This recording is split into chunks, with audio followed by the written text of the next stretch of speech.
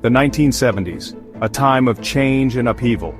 Disco balls glittered, but a darkness lurked beneath the surface.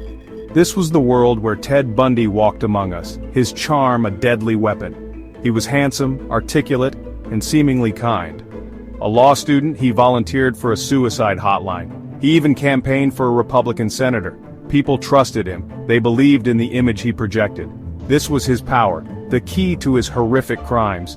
He hid his true nature behind a mask of normalcy, a monster concealed by the illusion of the boy next door. His victims, young women who resembled his lost love, were lured into his web of deceit. He often feigned injury or impersonated authority figures, exploiting their empathy and societal conditioning. These were not back-alley attacks. He snatched his victims in broad daylight from crowded beaches and bustling university campuses. His charm was his camouflage, rendering him invisible in plain sight. Bundy cultivated his public image meticulously. He was acutely aware of the power of perception. He understood that people are drawn to charm, to a friendly face and a disarming smile. He weaponized these qualities, crafting a persona that was both appealing and non-threatening. This was a conscious choice, a calculated strategy to disarm potential victims and deflect suspicion. He boasted of a happy childhood, a loving family, and a prestigious education. He spoke eloquently, often quoting literary classics and engaging in intellectual discussions. This carefully constructed facade of normalcy was his shield, deflecting any hint of darkness that might lurk beneath. He was a chameleon, adapting to his surroundings and mirroring the expectations of those around him. He volunteered at a crisis hotline, offering a sympathetic ear to troubled callers. He dated a single mother, showering her and her daughter with affection. These acts of kindness, while genuine to some extent, were also part of his carefully crafted persona. They were calculated moves, designed to solidify his image as a caring and compassionate individual. Bundy's manipulation tactics were chillingly effective because they were rooted in societal expectations. He understood the ingrained beliefs and biases that shaped people's perceptions, particularly those related to gender roles and social norms. He weaponized these expectations, exploiting them to his advantage. He presented himself as a damsel in distress, often with a fake arm sling or limp, relying on the ingrained societal expectation that women would instinctively offer help to a man in need. He targeted young women, often college students, who were conditioned to be polite and trusting, especially towards someone who appeared respectable and non-threatening.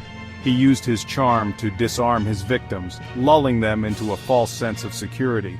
He often initiated conversations, asking for help with his car or boat, using their willingness to assist as a means to gain their trust and lure them into vulnerable situations.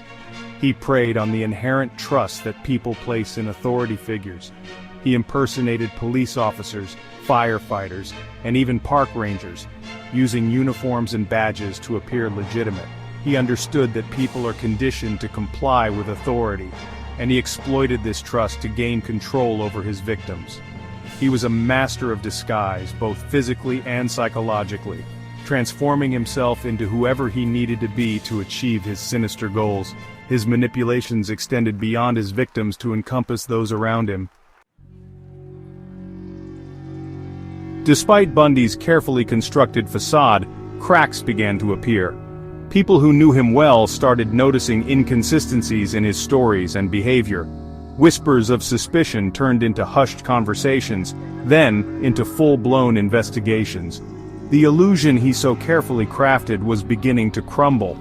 His girlfriend at the time, Elizabeth Kloipfer, grew increasingly suspicious of his behavior. She found strange objects in his possession, plaster of Paris, a meat cleaver, and noticed unaccounted-for absences. Haunted by a growing sense of unease, she reported her concerns to the police not once but twice. His name began to surface in police investigations, linked to several disappearances in Washington and Oregon. Witnesses described a charming young man with a cast driving a Volkswagen Beetle, who often asked for help with his car.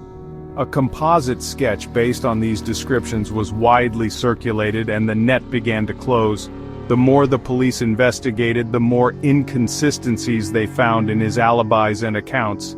His escape from custody in Colorado in 1977, where he was being held on suspicion of kidnapping, further fueled public suspicion. Bundy's trial was a media spectacle. Cameras crowded the courtroom, capturing his every move. He relished the attention, often smiling and waving at the cameras. He dismissed his lawyers and chose to represent himself, turning the courtroom into his own personal stage. He used his legal knowledge to manipulate proceedings, turning the trial into a game of cat and mouse. He cross-examined witnesses with an air of confidence, attempting to discredit their testimonies and sow seeds of doubt. He maintained his innocence, claiming he was a victim of circumstance, a pawn in a larger conspiracy. His charisma and intelligence shone through, captivating the courtroom and captivating the nation. He even proposed marriage to Carol Ann Boone, a supporter he met during the trial, in a bizarre courtroom spectacle. The marriage, later deemed legal due to a loophole in Florida law, was just another example of his manipulation, a desperate attempt to garner sympathy and control the narrative. As Bundy faced the weight of overwhelming evidence, his carefully constructed facade began to crumble. The charming mask slipped, revealing the chilling reality beneath. In his final years, facing execution, he granted a series of interviews where he confessed to the horrifying extent of his crimes. He revealed chilling details, describing his descent into darkness and the depravity that fueled his actions. These confessions, while shocking, also provided some insight into his psyche. He spoke of a deep-seated rage towards women, stemming from a childhood marked by rejection and abandonment. He described his crimes in a detached, almost clinical manner, as if discussing something mundane. He expressed remorse, but his words rang hollow, lacking genuine empathy or understanding of the pain he inflicted. Some believe he confessed as a last-ditch attempt to manipulate the system, hoping to delay his execution or secure a more lenient sentence. Ted Bundy's case continues to fascinate and horrify, serving as a stark reminder that evil often wears a charming mask. His legacy extends beyond the courtroom, impacting societal perceptions of crime, manipulation, and the very nature of evil. He shattered the stereotype of the monstrous criminal, proving that monsters can exist in plain sight, hidden behind disarming smiles and seemingly ordinary lives. His case revolutionized criminal profiling, forcing law enforcement to look beyond the obvious and consider the role of charm and manipulation in criminal behavior. The FBI's Behavioral Science Unit, which played a crucial role in Bundy's eventual capture, points to his case as a turning point in their understanding of serial killers.